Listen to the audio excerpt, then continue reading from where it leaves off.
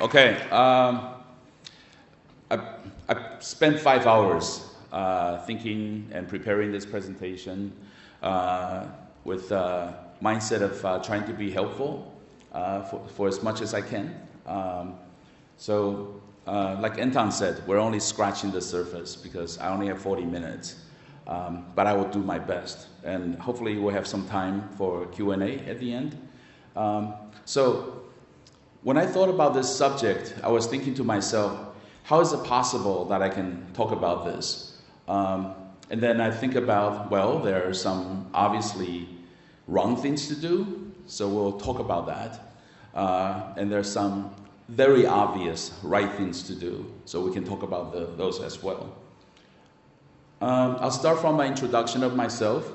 I started making games in 1986, and as a programmer, and back in those days, we didn't have indie games. All games were indies, and I had to make the programming, I have to compose the music, I have to make the art, I have to write the user manual, design the cover, and I have to go to people and convince them to sell my software. That was back then when we're still selling floppy disks. And then I worked for Sony in 1989. I worked for Electronic Arts from 91 to 94. Capcom, worked on Street Fighters there. I worked on John Madden football there as a lead programmer. And I worked for Atari, later got acquired by, Accolade, later got acquired by Atari. I worked on Test Drive. So I was fortunate enough to work on sports games, fighting games, and racing games. Most of my career, I make action games. And most people in game industry, if you work in the industry for 20, 30 years, a lot of them really focus on one field, one genre. Some people are really good at RPG games. Some people only make fighting games. Eventually, we all become very specialized. So I want to emphasize, as a developer, I was very good at making action games. And then later, I started a company called Zona. It's Z-O-N-A in Silicon Valley. And in '99, and I sold it to Shanda. It was the biggest game company in China in 2003. And I had to move my company and myself to Shanghai. So I've been living in China for the past 15 years. And I was responsible for running Shanda's R&D of 460 people. I really learned to manage big-scale studio production back then. And in my career as a developer, I shipped Madden Football, Street Fighter, Super Puzzle Fighters, Test Drive, and over 30 games. And right now, I'm a business development person. I'm not a developer, I'm not a producer, I'm not a studio director. I'm a business development person. And I bring Western games to China, or foreign games to China. And I've licensed Monument Valley, Toy Blast, Gardenscapes, Homescapes, War Robots, Hawk, Freedom Fighter, My Cafe, and more. Maybe 30 more, just within 4 years I have been with iDreamSky. And I play over 100 games a month. I spend a lot of time playing games. And I think it's important, very, very important for you to play as much games as you can. When I interview students who graduate from university and they want to be a game designer in my company, I usually ask them, how many games have you played? What's your favorite game? Why do you like that game? What do you think is the difference between this game and that game?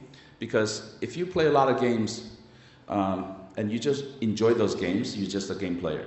Just like you watch a lot of movies, that doesn't mean you can be a movie director. But it will give you some insight. If you play those games as a professional and you don't play those games as a player, then you should gain insight. You start thinking about, why is that game more fun than this game? Why do I spend 5 months playing that game versus only 2 weeks in that game? Why is this game making more money than that game? So it's called articulate. So good game designers have to be able to articulate gameplay. That's very important. And then eventually you can articulate art style and how players are interacting with the games. This is very important. The biggest difference between video games as an expression of art versus other kinds of art is that video games is interactive. You cannot say that about movies. You cannot say that about plays, about opera or theatrical art. For the most part, video game is interactive, and a lot of art and a lot of challenges is actually in the interactivity between games and the players, and players and players through games. And I lecture in Shanghai Theater Academy for 8 years. I started my own company. It's in the university. So I have a lot of experience with lecturing. And I worked for State Department during 2010 World Expo. I worked for Hillary Clinton's chief of staff during that time. And so I did some government work and made a game for USA Pavilion to educate the Chinese people about American cultures. And then finally, I'm the founder of IGDA Shanghai chapter. So these are the games that I worked on. You can see John Madden football, it's American football thing. And the picture in the back was me when I was at Electronic Arts. I worked on I made the beach volleyball online. It was published in Russia. Formula Cartoon for Cartoon Network. It's an MMO racing game. And Bunny Lost in Time, Test Drive, Super Puzzle Fighters, and the other Street Fighter series. And I personally worked on Street Fighter's code, and that was sort of the dream in my life as a programmer. And these are the games I brought to China. You can see Gardenscapes, Toy Blast, Homescapes. So these 3 games are number 8, number 11, and number 13 on the USA top grossing chart on App Store. So they're casual games, but they make a lot of money. In fact, they make more money than a lot of hardcore games. So please don't think casual games are just that, and they don't make money. That's not true. I also brought in Beat Street. It's a retro game like Final Fight or Double Dragon, if you remember those games. And then Thunderdogs is the latest game. Tim Cook from Apple visited that studio. They're based in Netherlands. War Robots is from Mail.ru. So we work on a lot of indie games as well as very big and successful games. Okay, so let's talk about strategy. We want to make globally successful games. So we have to think about what kind of games we should make and what not to do. So let's start with execution. So on the strategy, we'll just talk about the direction. On the execution is actually how to do it. I think project management is very important. It's something that not too many people talk about in game industry. I have very, how should I say, classical and academic background in project management. I was trained by the president of Project Management Institute, PMI, and I got certified with PMP. So that's all waterfall method. In case you don't really know, it's how we send people to the moon, how we make buildings, how we build bridges. It's all waterfall. And the big important thing about waterfall is you have to know what you're making. Some of you may know, it takes a long time for movie productions to do pre-productions. And sometimes it takes a year to make pre-productions. And what they do during that time is to figure out what are they making, what will they make, what kind of problems are they going to encounter, and what are their backup plans. Because once you get into production, and it's the same way with video games, then you're staffing up with artists and programmers, and you have no time to make course corrections. Imagine you have a big ship. You go into the water that you have never been to before. You don't know if they have rocks. You don't know the weather. It's very dangerous, and it's hard to change courses because you're too heavy already. You are fully staffed with all the artists and programmers, and to change it in the middle of the project is really, really bad. So it's important to have pre-production period where you think about it long and hard, where you really think about how to make this game, what are all the technical problems you're going to encounter, how are you going to solve them, and what will you do if things go wrong. So backup plans is very important. So let's touch on very quickly project management in 1 minute. So in waterfall methods, we pay a lot of attention to scope of the project, how much time would it take, how much money would it take, budget, and what's the quality? How do you control the quality? How many bugs, or what are the different devices you're going to support? So that's all the four things, they actually limit each other. So if you don't have a lot of time or you don't have a lot of money, the first thing I would recommend people to is to narrow down the scope, make a smaller game. Don't try to make an MMORPG, as your first game with 2 people. That's just not realistic. The next one is enforce change control. Change control is basically a process that you resist change. Like if you want to make any change, like I want to turn this level from kind of colder colors to warmer colors, or I want to change the story, you really need to have some kind of a process to really, really scrutinize that urge to change. Because if you don't control that change, then you will always be changing. And I've been in this industry long enough to witness games that takes a year, 2 years, 3 years, 4 years, and never shipped. And it's because they get this chronic, you can call it stage fright. Some people are afraid to show people their work. They won't show people their work. They say, oh, I'm still working on it. This is not finished. So they never show it to people. And if they don't show it to people, they don't ship the game. They will never actually know, is the game good or bad? So change control is to make sure you stay on the course that you have decided during the pre-production period. And then, as a good project manager would do, you have to beg, steal, and borrow resources. That just means a producer's role is to ship the game. And sometimes, the quality is not there yet. Sometimes the scope is not big enough. And you have to say, I don't care. You ship the game. That's the producer's job. You have to ship the game on time, on budget. So, this phrase is what I learned when I was working at Electronic Arts. So sometimes the producer will steal people from other teams. At EA, we say that's a good producer because you need to make sure you ship the game. So if you like game industry, you want to stay in game industry, it's very important. You say, I'm going to ship this game at certain time, you deliver that promise.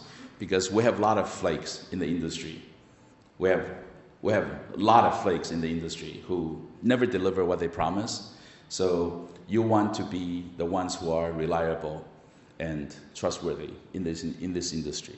Okay, so a more trendy project management practice is called Agile. Agile is very popular in the software industry. It's getting popular now. I'm trained as waterfall, but there's some good merits with Agile development, which is they prove early, which means you show it to people, you launch your game early, and you start getting feedback. And based on the feedback, you change the game. You don't change the game based on your gut feelings or your, how you feel that day. It's always based on the user's feedback. The second one is A/B test. A lot of you already know, but it's a game. This is just a method to get feedback from the users. And the third one is short development cycles. So we're in an era where everything happens so fast. There are thousands of games getting launched all the time on different platforms. So you really need to have short development cycles. 1 year development cycles just don't work anymore because nobody knows what's going to happen in a year. Nobody knows. So it's like shooting a moving target. By the time you ship your game, there's already a game out, maybe similar or better than your game, and everything you have done is wasted. So short development cycles is very important. In Agile, they call it sprint. So you set a short goal, you hit it, and then you ship it to the market. Based on the market feedback, you decide what you're going to do next. But I have to warn you, Agile is not for everybody. I actually believe Agile is for more mature developers. Because with disciplines in Agile, it's very easy to not have your sort of principles like, hey, this game is a fighting game, but after a lot of feedback, you change it into a running game. And you say, hey, it's a market feedback. It's okay, but that's not how we used to make games. We used to make games saying, this is the game we want to build, but with Agile practice, they don't have very strong change control. In fact, they anticipate change. So it's a difficult thing to balance because you actually, in Agile, they're assuming your target is always moving. So it's very different. I'm not sure it's suitable for all game development. Okay, so I'm starting to dissect games in a different ways. So the different ways that people excel, people do in games. Some games are skill-based. I've noticed, I walk around the floor, most games that I'm seeing here are skill-based games, meaning the players have to engage with the game. They have to play the game a lot. And that's what video games have been like for the past 30 years. It's been like, I'm fighting, I'm running, I'm driving, I'm doing something, right? But you have to pay attention to what's popular in the market today. There's a new game genre called idle gaming. And in idle gaming, you're not engaging the game as much. And these games are making a lot of money. Commercially, they're very successful. And a lot of you, if not most of you, will hate these games because you feel like you're not playing the game's playing you. Or the game's playing itself. And, you can have all kinds of opinions, but video game never exist as an art. Video game industry existed this whole time as a business, commerce behavior. So you're making products, you're not making art. I mean, if you're happy about making art in your basement and you never ship it, then you shouldn't even come here because you don't care what people think of your game. So it's important to be commercially minded because if you actually can ship commercially successful games, then you can have money to make the games you really want. But if you always want to make the games you want to make and you are never commercially successful, then no one will find out about your game because it's not popular. So the next one is strategy-based. It's obvious. Some games don't require a lot of clicking and control. It requires more thinking. So the second one is strategy-based. Third one is time-based, which means it doesn't really require a lot of skills. You just need to do the same thing for a long period of time. And it's quite obvious there are a lot of games like this in the market. And then there's money-based. Again, I don't want to spend a lot of time doing the same thing over and over again. I want to spend some money and increase my progression in the game. So these are not absolute. I'm just explaining to you the different ways the user can excel, can enjoy themselves in the game. Now, I don't want to say time-based is stupid or idle games is stupid. I don't think that's the best approach or attitude to look at games because some of them are commercially successful, very successful. And again, we're dealing with different demographic. A lot of the game players today, especially on mobile, they have never played games before. They don't know what games are supposed to look like. They don't know. They've never heard of Street Fighters. They've never heard of a lot of, Dead or Alive, Tekken. They just don't know. And they just want to have fun. And for them, some simple interaction that's not too stressful, that doesn't take a lot of their time, they think that's fun. And, you have to feed the market of what they want. Okay, another way to look at games is look at the engagement level. Like, if you talk about really immersive games, and the extreme will be VR. Like, you don't even get to do anything else, right? You cannot watch TV at the same time. You cannot talk to your friends at the same time because your senses are all controlled by the game. So that's one extreme. Another extreme right now is idle game. And I was joking with the other speakers that if you extrapolate this arrow, eventually you're going to go to a place I call it automatic gaming, and in which you're just only a spectator. You're not involved in the game at all. You're just watching. And there are already games kind of there, but not 100% there. But I think eventually there will be another kind of games that the games are literally playing themselves, and you being just a spectator. So I also put down here that players are becoming lazy. I mean, it really comes down to this, because for you to become a very, very skilled video game player, it takes a lot of time and training, and people just don't have that patience anymore. So yeah, you know, just got to remember, young people are not very patient. They don't want to spend a lot of time practicing. I remember I used to play Street Fighters, prepare for a tournament. I would take a quarter, pick any character, finish the whole game, and then I would put another quarter, pick another character, and finish the whole game. And I would go back to the arcade place day after day after day after day for a year before I joined the competition. And I got killed in the first or second round. But you know, skill-based games, that's just how it goes. And then one more thing is, you know, video games is about balancing pleasure and frustration. It's very important, because if you just keep giving people pleasure, they will grow numb, and you know, they won't feel like they earned anything. They will not have sense of achievements. So you have to give them frustration from time to time, like they have to lose from time to time. You know, you understand that, right? But you know, we're feeling that the players, they are not very good at taking frustrations anymore. They always want to feel good. So it used to be the balance in video game design is, if you do badly, you know, we will make you feel bad.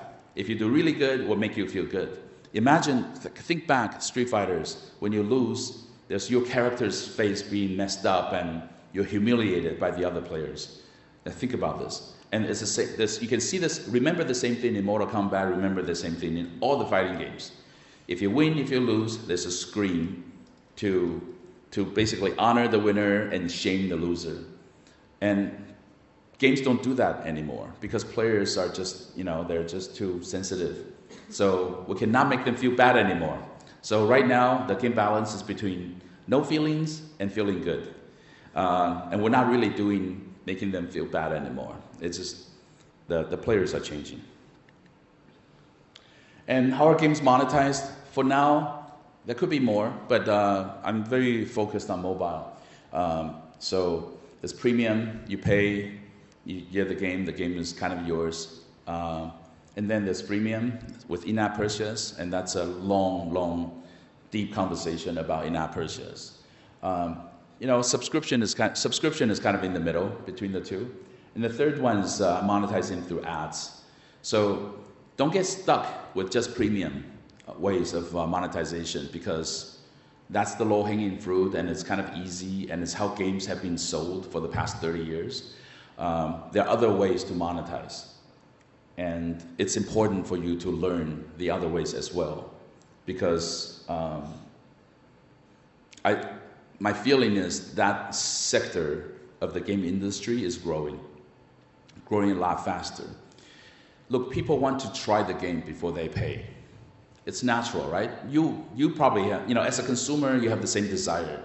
Why do I want to pay, you know, I don't know, $3, $10? I don't even know if the game is really good or not. I can only tell from watching the video. And getting a refund is a lot of trouble. So people want to try it out first. And besides, you make a lot more money by going to freemium if you do it right. And sometimes freemium games can be made into freemium games. It's not easy, but it's been done before. My company, iDreamSky, we licensed Temple Run 6 years ago, and back then they had no monetization scheme in the game. And slowly we turned it into a freemium game, and it's making very decent income. So I'm going to quote great people, what they have said. Trip Hawkins, founder of EA, he said, there are 3 elements in a successful game. The first one is sexy. Sexy means the graphics, it has to be good. If the graphics look like crap, then it's difficult for players to enjoy it, to discover the rest of the game. So the second one is easy to control, or easy to get into. So this is about accessibility. You know, you don't have to spend a lot of time to learn, and you can control. And there's something I need to mention about the second one. So this visual feedback and audio feedback and what you require user to do and what you tell them, how do you tell them they're doing the right thing or wrong thing, that's very important. You're not making games for yourself. You're making games for people who have never seen your game. So this part is very, very important. Within a very short amount of time, some people say 30 seconds, some people say 1 minute or 3 minutes. You have to let them feel they're in control of the game. If the game is just like doing things, I'm pretty sure every one of you have experienced that you feel like you're playing this game and you're tapping, hitting, and then realize it's actually not responding to you. It's just a video or something. We have that experience before, so don't make games that make people feel that way. The third one is deep. So you want the control to have depth. And I would say the master of doing this is Japanese. You look at Mario Brothers, the original one, from the first time Mario run into something to the next time Mario run into the next thing, that's timed. I mean, that amount of time, they actually use the stopwatch. And Mario, you as a player, you will learn one thing at a time. And then you learn the second thing, then you learn the third thing, and then they mix 1 and 2 together, so you run into 2 things together. So they only teach you one thing at a time. So Japanese, I think they're really sort of considerate. They're very considerate when they design games. And a lot of, especially American games, they just assume you're game players, you'll go figure it out. And in fact, they will say, it's good for players to explore, for them to find out how to play the game. The problem is sometimes they never find out. And there are too many games in the market. They don't have to continue to play your game. So we lose a lot of players sometimes in the simple to control and depth. Depth is, okay, so you can keep a player interested in playing your game for a day or 2, but not 3 months. And that's usually because there's not enough depth. People who have played Street Fighters, in the beginning they just bash the buttons, and then they lose. To more experienced players, then you realize, oh, there are moves, there's super moves, oh, there are combos. So these things are kind of, you go into it and you can survive in the game just by learning simple skills, but eventually you will learn higher skills. The game will reveal itself to you, its multiple dimensions. Okay, so Chen Tianqiao is the founder of Shanda. Shanda used to be the biggest game company in China. They primarily focus on online games. And he claimed there are 3 stages of an online game. And this is from operations perspective. And he called them come, stay, pay. So you have to have promotions to bring people to your game. And it doesn't have to be promotions. It could be what Anton mentioned, social media or press releases or news, so people are aware of your game. They come to your game. And how do you keep them to stay? This goes back to stickiness. And stickiness is also a very big subject. And some people believe that IP, like a famous IP, can increase the stickiness. I think IPs are more useful when, with the come stage. The stickiness, it'll help a little for sure, but it's not enough. The way games keep people in the game, it's usually they're feeling good. I don't know if you'll stay in a game if you're feeling bad, if you're losing all the time. But again, like I said, you have to balance the feeling good and feeling bad, and it's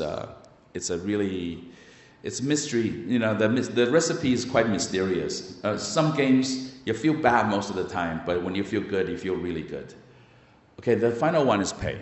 So it comes natural. Like if I'm convinced I'm going to be playing this game for the next 3 to 6 months, then I'm going to pay early. Actually, I'm going to pay as early as possible. I'm going to be sensible with how I spend my money. But if I'm going to be in the game for a period of time, like this is a cool game, it's very skill-based, and I see good community in the game, and I want to be famous in this game. I want to run my own clan, or I want to be, I'm playing a sniper game now, and I spend money on really good weapons, so I can make money quicker in the game. So, and I don't think it's evil. Seriously, I don't think game paying for weapons or paying for experience will destroy the gameplay. I think that can happen if the game designer is not very good. Good game designers will make it in a way that it doesn't break the game balance. Okay, let's talk about themes and some visual aspect of the games. If you want your games to be successful in different regions, in different cultures, so you need to think about the backdrop. You have to think about the themes. So you want to pick culturally universal themes, and one idea is actually fantasy-based, because fantasy does not belong to any culture. If you think about Final Fantasy, you don't think it's Japanese, right? And you don't think it's Western or Nordic, because it's fantasy, just like Lord of the Rings. So fantasy-based is a good idea. It's easier to be universal. But if it's like your own original IP, you run the risk that people just never bother to learn your story. And then there's some public domain IPs that are universal, you know, like some of Mark Twain's novels and older novels that people know. I think Jules Verne's Travel the World in 80 Days. That people have used that before in video games, so that can help. But we have to be careful not to be too culturally biased to some culture. And then art styles, you don't want to be too how should I say, too stylized. If it's too stylized, like very Japanese or very American, like Marvel styles, it doesn't work everywhere. It will work in places, I'm sure, but it may not work everywhere. And there are some certain art styles that are more widely accepted, and you can, just do some research on box office sales, on the 3D animations that right now or also in the past, and so this is something to be mindful of, art styles, because after you finish the game, you want to go back and change the art styles. It's very expensive. And how to control the game, because again, different players from different countries, how they engage to video games are very different. People are now playing games standing on buses. They're playing games like this. So if you make a game that requires this, then you're going to lose those players. And so you got to think about these issues. And you can be very focused on making console games, or you can be very focused on making mobile games. And you can try to make a game that works on all devices, but there's no perfect solution. You just have to be very mindful about who are going to play your game, what are the devices your games is going to be on, and people who own those devices, are they going to, for example, would you spend 5 hours a day playing games on a phone? It's not very ergonomic. You may do that in front of a PC or a console, but if you're moving around, you're walking, and you take out your game, you want to kind of, do something, and then you put it back. It's different. It's so the backdrop is very different. So you got to think about these things. So if you this is why you don't see a lot of FPS on mobile, because it's not the best device to play FPS. The game difficulty, it's the same thing. You got to think about people of different countries. Will they treat game difficulty the same way? What I can tell you is games are in general easier in Japan, and they're in generally harder in the US. And also the game difficult ramping is also different. The scale looks different. So it's very common that the game developers change the game difficulty setting for different countries. This happens all the time. And then, got to be mindful for violence, political, sensitive subjects. If you have Nazis in your game, that's not allowed in Germany.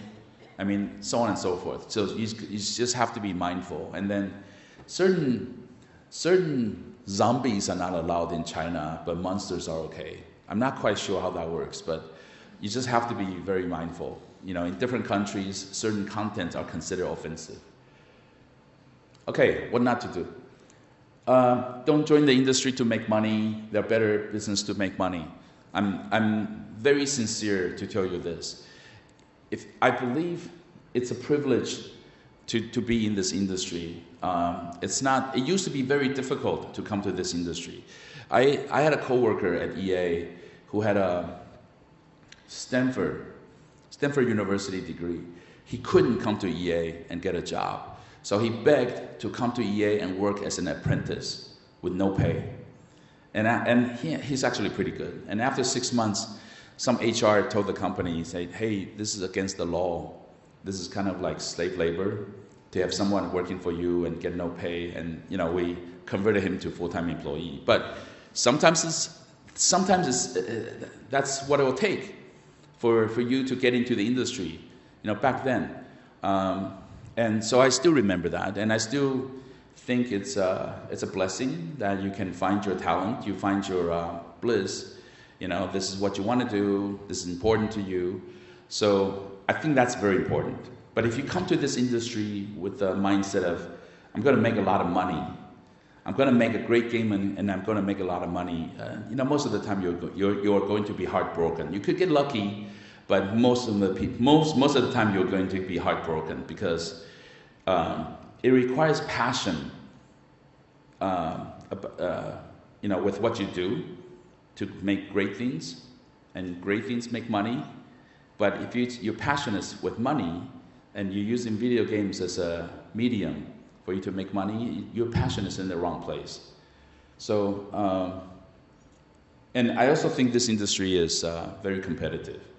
There are a lot of hardworking, passionate people trying to do the same thing, maybe exactly the same thing that you're trying to do. So we all work very, very hard. And if you're not passionate, if you don't feel like you're blessed to be in this industry, then during the hard times, you're just going to quit. You're just going to give up. So you need to have the passion to help you stick through the difficult times. And don't assume anything. I mean, a lot of people, including myself, and when I was younger, I tend to assume a lot of things. And most of the time, my assumptions are wrong. So read a lot. I really recommend you to read a lot. Gamma Sutra, Pocket Gamers, and other media.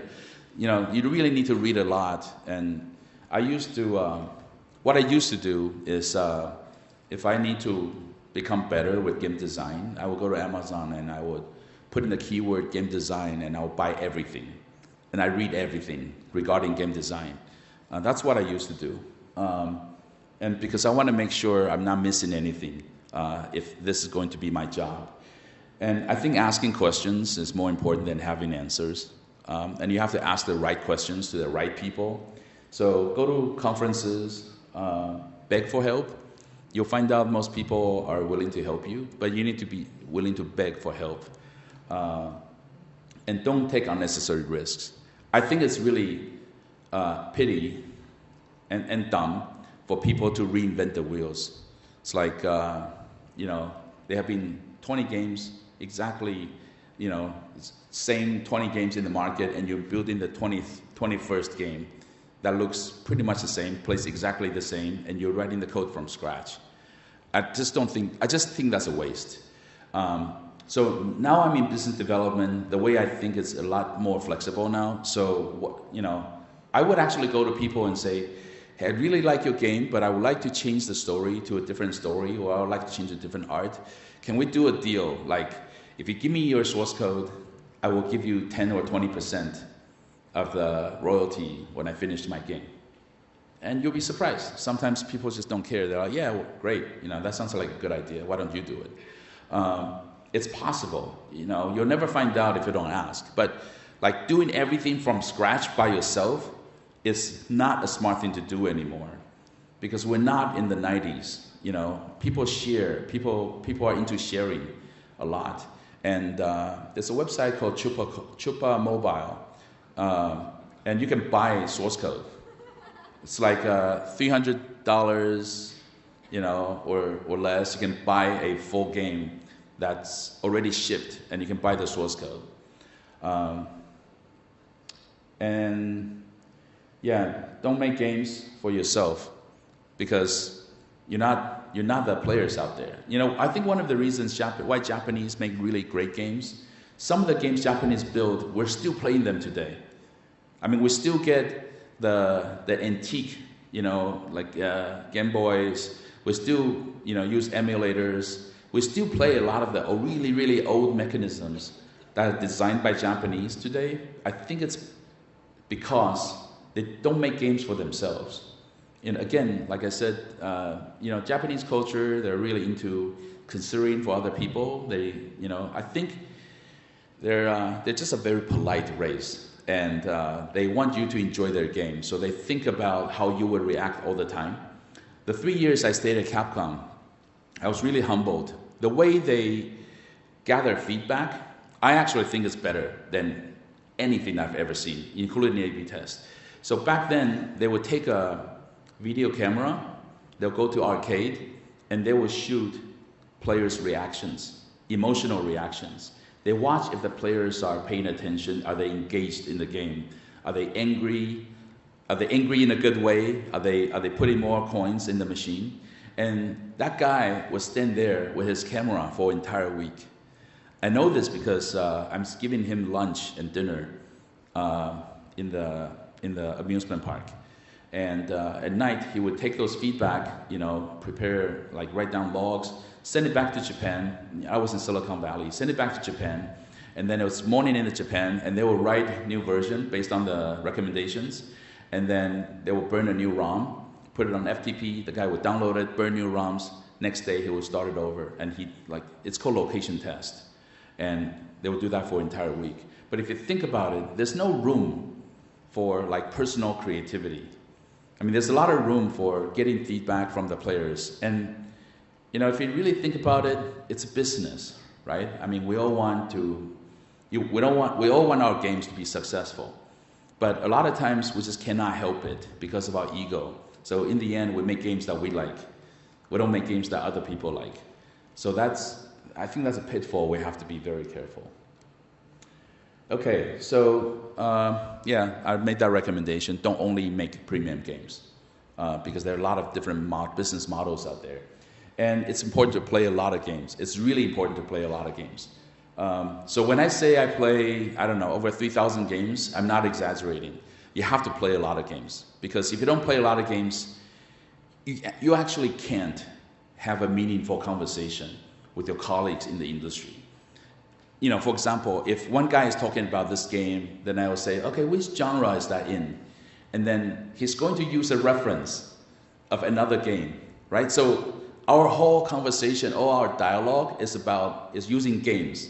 So if I say, what do you think if I take this game plus this game, merge together, and we make one game? Or if people say, this is kind of like Brawl Star, or this is kind of like, Angry Bird mechanism, but we use that for, if you don't play a lot of games, you cannot even join the conversation. So it's important that you have the vocabulary. So you have to play a lot of games. Be tenacious, but don't be stubborn. It's difficult to balance that. Being stubborn is you're making the wrong game, but you just won't quit. And then compete in the world, not locally. This is really important. And never compete locally. You compete in the world. You use the biggest market's ranking chart to gauge where your game sits. Because if you compete locally, it just maybe make you feel better, but it won't give you real meaningful results. And there are layers and layers of challenges like onions, and you have to be brave and not be afraid to fail. Learn to fail. Learn from failures, and you still win. So just remember, there's winning and there's learning. And you have to try. You have to ship your games. It's important to ship your games. Send your demo, to the world. Have people give you feedback. And be prepared, for people are going to give you negative feedbacks. You should assume you're going to get negative feedbacks. And you should be surprised when you get positive feedback. But you have to keep trying. And the trying is not in your basement. The trying is out there. Ship your game out there. Let people give you feedback. And Here's a statement I thought about last night, 4 a.m. in the morning. Games have to be fun to be successful, right? This is not difficult to comprehend. Games have to be fun. That's why people play games. And fun people make fun games. I cannot imagine boring people make fun games, or serious people make fun games. I think it's possible for serious people to make fun games, but they have to be serious about fun. I don't know if that makes any sense, but games have to be fun. This is not hard to understand, right? So if we're like thinking about money all the time, the games are not going to be fun, because the games will be about monetization all the time. So yeah, just remember this. So I mean, if you have a company, if you have a studio, or if you have a team, always have to make sure the environment has to be fun, because people really don't perform well under pressure. If people are stressed, you put a gun to someone's head, they say, hey, make me a fun game. They can't perform that way. No one can perform that way. Or like, if you don't make this game fun by the end of this week, I'm going to fire you. It's not going to work. People can be creative when they're relaxed. Okay. Reduce risk by not reinventing wheels. This is actually directly coming from project management. In project management, we say for production to be lower risk, you cannot have more than 2 technical challenges. So yeah, if you have to like tackle 5 technical challenges, that things I've never done before, blockchain, AI, massive online, it's not going to work. So tackle very few things, and actually in the early part, beginning of the project, work on the hardest part. Don't work on the user interface. It's going to be fine. Work on the hardest part of the project in the beginning. So if you fail in the beginning, and you can kill the project and you can try something else. And that's my presentation. Do you have any questions?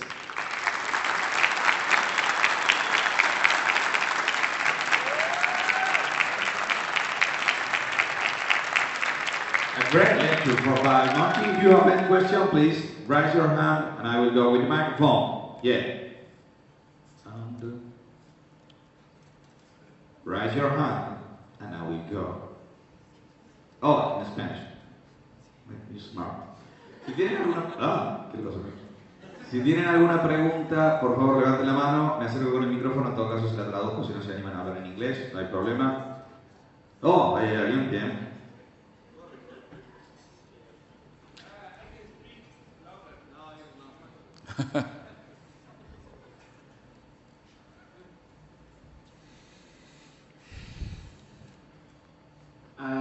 Excuse me if my English is not very good, but better than my Spanish. You say that we don't must to work in an industry to make money, but some of us are in the middle of nothing right now. Yes. And I think that for making money, because we must to work for a living. Sure. And so yeah, you're thinking in absolute terms. So I don't mean like if you want to make games, you're gonna starve. That's not what I mean. But what I mean is don't expect to become a millionaire very quickly by making games. This is really hard to explain, but I'll try. So video game, although it's a business, it is still an expression of art, right? It's expression of feelings, expression of emotions. And if it's only about making money, have people spend money, it's all rational thinking. So you have to make your players relaxed. You have to make them enjoy your game. You have to deliver fun, right, for them to give you some of their money. So if you are, the important thing is you need to be relaxed. And try not to make too much money right away, but try to have lower target. Like, I just need so much to survive, right? So I need to at least survive. And then to survive, I will work really hard. I will try to be creative, and I will do my best, right, in my job to do what I need to do to help finish in the game.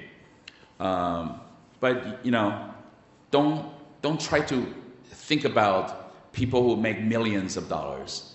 Now, there are a lot of people who make millions of dollars in game industry. They are. But I don't think they got there by stressing out every day. I mean, they have to be relaxed to make great games. Great games make money. Yeah, they don't make money. Great games make money. So it's hard to explain. I mean, it sounds a little spiritual, you know, like Kevin Costner's movie, Field of Dreams, like build a field and they will come. It's kind of like that. It's kind of like that. Like you build the good games, money will come to you. Now you can get unlucky 1 or 2 times, but if you keep doing it, eventually big money will come. But you cannot be thinking about that all the time. So if, and you know, it's okay from time to, so for example, I know a studio here, they want to build the kind of games they want to build, but for now they have to kind of pay the employees, they have to, like you said, you have to have money to survive. So they start taking outsourcing projects. I think that's fine. When you do outsource work, it's kind of like people keep paying you money for you to learn, right? You get what you want, they get what they want. I think that's really good. But some studios will refuse to do outsourcing work because they think that's just not creative. But, you know, it takes time to be able to fully express yourself. One of the things I realized when I was here yesterday and today, I realized that you guys are very passionate. You guys have a lot to express, but most of you are quite shy, I have to say. No one asked for my personal contact. No one asked for my email. I always have to give my business card out first, and that's not the case in other countries. So you guys just need to sort of learn to express yourself more, ask more, and you have to have faith that most people are trying to be helpful. I flew 24 hours to get here, and it will take me like 37 hours to fly back to China. I'm here to try to be helpful.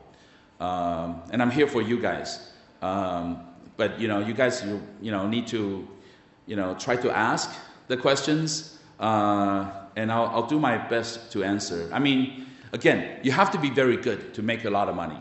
That's really the point. So it's actually about you. It's not about the market. You have to be good. Then your game can be good. Then you make some money. But you cannot think about money all the time. If you think about money like upfront, then you know you're not going to be focused on being good. I don't know if that makes any sense. Oh yeah, thank you very much. Sure. Hi. Hi. I have a very big question here.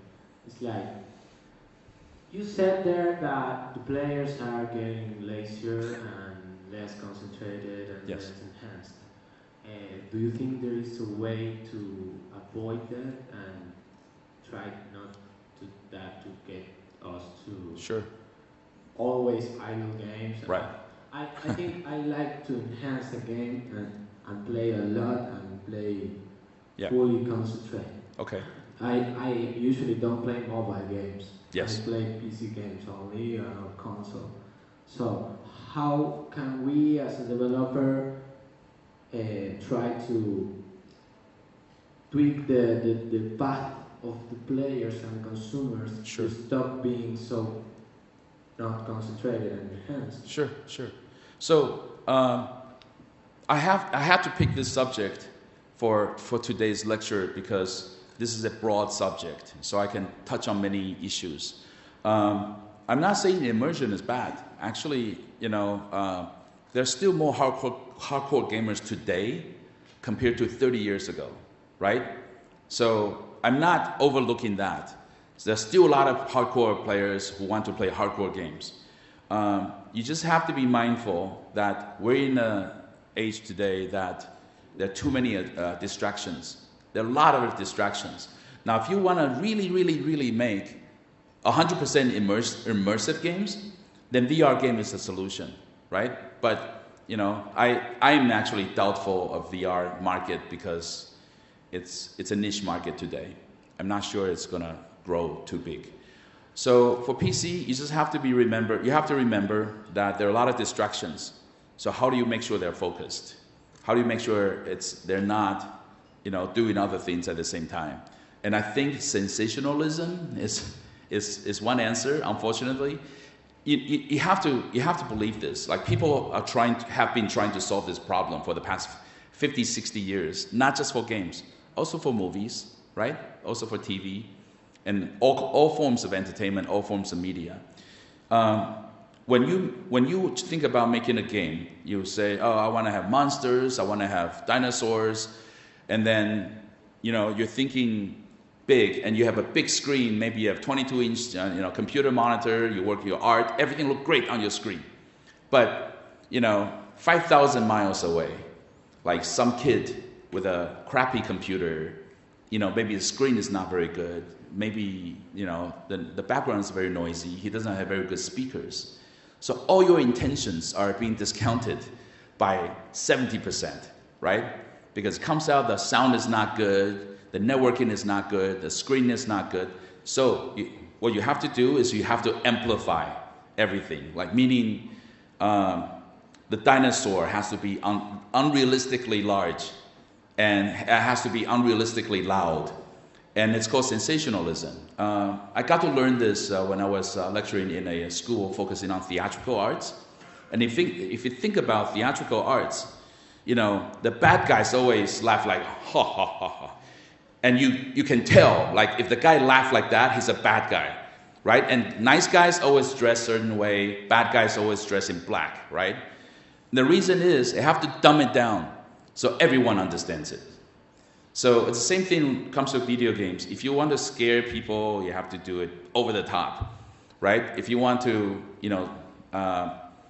just really shock their senses, then you have to dial it up 300%, because by the time they get it, they only get 50%. Yeah, but if you try to do everything realistic, that's my problem with certain developers. When I was making John Madden Football, my coworkers told me, that's not realistic, it doesn't happen in real life. I said, I'm not creating real life. If people want real life, they can go to real life. This is a video game, right? So you have to give people surrealism, like hyper reality. Then by the time they get it, they can kind of get your idea a little bit. So that's one way to do it. You kind of have to blow it up. And one more thing I can add is, since the days I was making video games to now, I really notice most developers don't pay attention to audio. They pay attention to visual. They pay very, very little attention to audio. But audio is very, very important. Sound effects, and then the icon in the app stores, that's visual, right? If you don't look at it, it's not working to you. But if you have it's called sonic logo or sonic icon. If you have a sound, you give to people, like all the games from your company, when you have a title screen, you have that sound, 3 to 5 seconds sound. You think about it back, you think back, all the game consoles all have that sound. When you hear that sound, you know what that is, right? Even when you're not looking at the screen, you have that sound in your head, you remember that game or that machine. So you have to pay attention to the sound.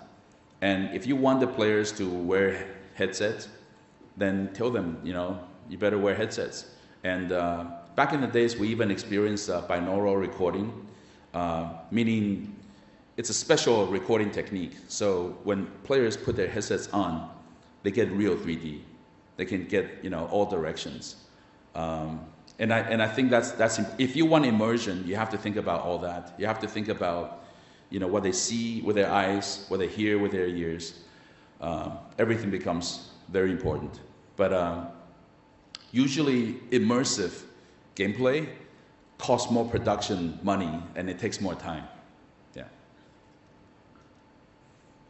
Okay, that's it about questions. If you want to ask more questions to Monty, well, we'll have to give a big applause to Monty.